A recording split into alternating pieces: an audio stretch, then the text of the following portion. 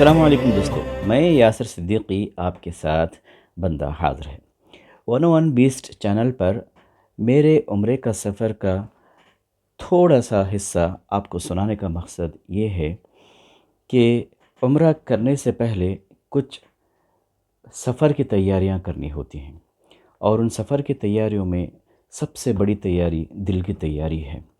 پھر آپ صلی اللہ علیہ وسلم کے روضے پر جب حاضر ہوں تو آپ کی سیرت بھی ہمیں تھوڑی بہت معلوم رہنی چاہیے۔ گزشتہ 10 سالوں میں دنیا میں بڑی انقلابی تبدیلیاں واقع ہوئی ہیں، اور میرے دل کے اندر بھی اتل پتل پہلے سے زیادہ تھی۔ لیکن برا ہو اس وقت کا جس وقت خطر پر پابندیاں لگا دی گئیں، اور میں گزشتہ 7 سالوں سے اس کو روب عمل نہ لا سکا۔ اب جب کہ یہ سفر شروع ہوا چاہتا ہے، دل کی ایک عجیب سی حالت ہے۔ قطر سے ہم بائی روڈ سے روانہ ہوئے تھے۔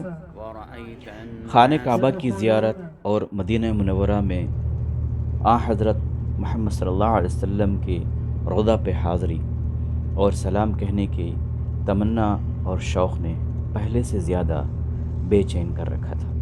زیارت مدینہ کا یہ قافلہ روانہ ہو چکا تھا، اور ہمارے معلم ہمیں دعائیں اور تسبیحات پڑھا رہے تھے۔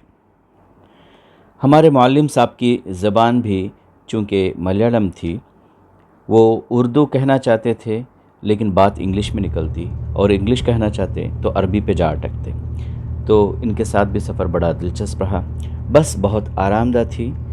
سفر آرام سے کٹا اور مدینہ منورہ کی طرف ہم رواں تھے۔ مدینہ منورہ میں حاضری سے پہلے احد کی طرف ہمارے ڈرائیور نے اپنی بس کو گھمایا، اور احد کی طرف جاتے ہوئے ہمیں کئی سارے وہ واقعات یاد آتے گئے جب کہ نبی صلی اللہ علیہ وسلم جنگ احد میں شریک تھے، اور جا بجا صحابہ کی ٹکڑیاں پوزیشنز سمجھا رہے تھے، اور ان تیر اندازوں کا واقعہ بھی ہمیں یاد آیا جب کہ وہ اپنی جگہ چھوڑ کر مال غنیمت کے حاصل کرنے کے لیے دوڑ پڑے تھے۔ پھر خالد بن ولید نے پیچھے سے آ کر حملہ کیا، اور اس طرح جنگ کا پانسا پلٹ گیا تھا۔ جنگ احد دراصل ایک بہت بڑی فتح تھی۔ مسجد قباء کی زیارت کا بھی موقع نصیب ہوا، پھر مسجد قبلتین کا بھی۔ یہاں بھی ہمیں وہ تمام واقعات یاد آئے سیرت کی کتابوں میں جو کچھ کہ علماء اکرام اور ہمارے مربین نے ہمیں سمجھایا تھا، ہمیں سکھایا تھا۔ ہم ان کو یاد کرتے رہے اور اس بات کا شکر ادا کرتے رہے کہ اللہ تعالیٰ نے ہمیں ایسے اساتذہ اور ایسے مربین نصیب فرمائے، ایسے والدین نصیب فرمائے جو کہ ہماری تعلیم و تربیت میں پوری کوشش کرتے رہے کہ سیرت کی وہ سچی باتیں ہمارے ذہن میں تازہ رہیں، اور یہ باتیں تازہ کرنے کا بڑا سنہرا موقع تھا۔ میں اپنے ساتھیوں سے گاہے بگاہے اس کی تفصیلات سناتا رہا۔ اعوذ باللہ من الشیطان الرجیم۔ لمسجد اسس علی التقوی من اول یوم احق ان تقوم فیہ رجال یحبون ان یتطہروا واللہ یحب المطہرین۔ جو مسجد اول روز سے تقوی پر قائم کی گئی تھی، وہی اس کے لیے زیادہ موزوں ہے کہ تم اس میں عبادت کے لیے کھڑے ہو۔ اس میں ایسے لوگ ہیں جو پاک رہنا پسند کرتے ہیں، اور اللہ کو پاکیزگی اختیار کرنے والے ہی پسند ہیں۔ مسجد قباء جس کی بنیاد آپ نے اپنے ہاتھوں سے رکھی، اور مکہ سے مدینہ ہجرت کرتے ہوئے اس کی بنیاد رکھی۔ اس کو آپ بہت محبت رکھتے تھے، اور جب بھی موقع ملتا آپ یہاں ضرور حاضر ہوا کرتے۔ محمد صلی اللہ علیہ وسلم کے روضہ اطہر پر حاضر ہونے کے لیے آج کل سعودی حکومت نے الیکٹرانک رجسٹریشن کو ضرور قرار دیا ہے، یعنی نسک اپلیکیشن کے ذریعے سے ہی رجسٹرڈ کینڈیڈیٹس وہاں پر حاضری دے سکتے ہیں۔ لیکن ہم کو اس سے پہلے حاضری کا موقع مل چکا تھا تو ہم نے رجسٹر نہیں کروایا، لیکن دل بیتاب کو کیسے سمجھاتے، ہم حاضری کے لیے بغیر رجسٹریشن کی ہی چلے گئے۔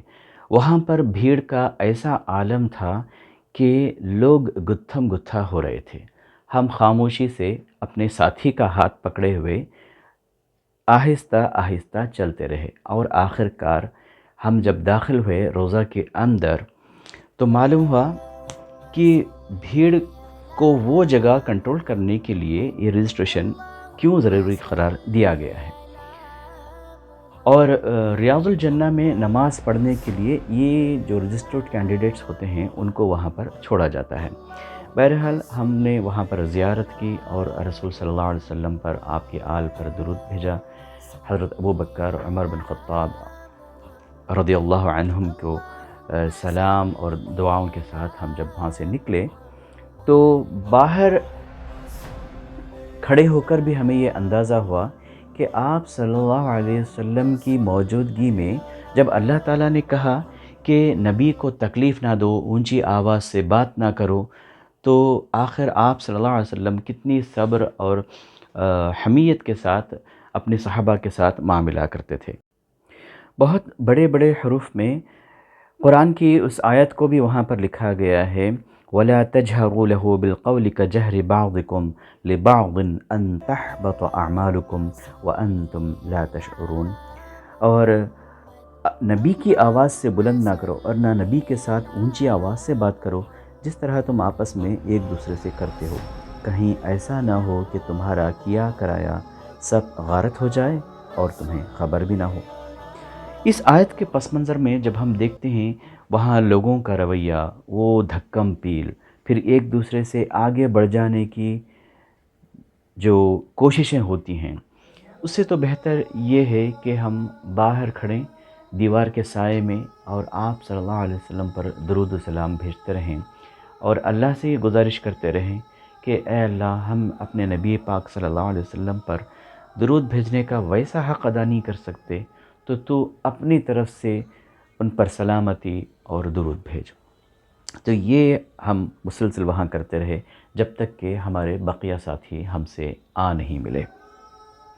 نماز کا وقت ہو چکا تھا، نمازیں ادا کی گئیں اور گھر واپسی ہوئی۔ دوسرے دن عمرہ کے لیے ہمیں مکہ کی طرف روانہ ہونا تھا اور ہم اس کی تیاریوں میں لگ گئے۔ مکہ روانہ ہوتے وقت وہ ہجرت کا سفر مکہ سے مدینہ کی طرف، پھر ہم اپنے ساتھیوں کو بتاتے رہے کہ نبی صلی اللہ علیہ وسلم نے جب مکہ سے مدینہ کی طرف ہجرت کی ہے تو کون سے لمبے راستے سے آپ صلی اللہ علیہ وسلم مسجد قباء کی طرف آئے تھے، جہاں آ کر آپ نے مسجد قباء کی بنیاد رکھی۔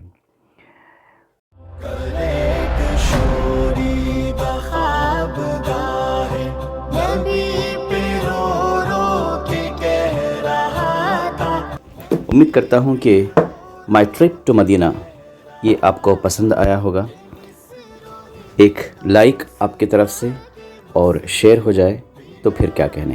آپ نے ابھی تک سبسکرائب نہیں کیا ہے میرے چینل کو تو چینل 101 بیسٹ کو سبسکرائب کریں اور مجھے اجازت دیں اگلے ایپیسوڈ تک کے لیے، جس میں آپ کو بتاؤں گا کہ مدینے سے مکہ کی طرف ہماری روانگی اور پھر عمرے کا سفر۔ عمرہ مکمل کر کے پھر ہم دوحہ واپس ہوتے ہیں۔ اگلی تمام تفصیل کے لیے انتظار کیجیے اگلے ایپیسوڈ کا۔ اللہ حافظ۔